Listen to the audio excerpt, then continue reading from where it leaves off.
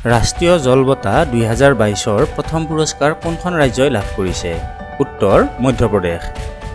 2022 বৰ্ষৰ সাহিত্য একাডেমী বঁটা লাভ কৰা বড়ো ভাষাৰ সাহিত্যিকগৰাকীৰ নাম কি? উত্তৰ ৰশ্মি চৌধুৰী। বড়ো ভাষাৰ কোনখন গ্ৰন্থৰ বাবে ৰশ্মি চৌধুৰীয়ে 2022 বৰ্ষৰ সাহিত্য একাডেমী বঁটা লাভ কৰিছিল? উত্তৰ চানশ্ৰেণী মদিৰা।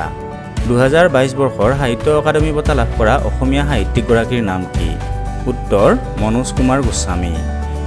মনোজ কুমাৰ গোস্বামীয়ে কোনখন গ্ৰন্থৰ বাবে 2022 বৰ্ষৰ সাহিত্য একাডেমী বঁটা লাভ কৰিছিল? উত্তৰ ফুল সত্য। 2022 বৰ্ষৰ বাবে সাহিত্য একাডেমীৰ অনুবাদ সন্মান লাভ কৰা অসমীয়া ব্যক্তিগৰাকী কোন? উত্তৰ জুৰি দত্ত।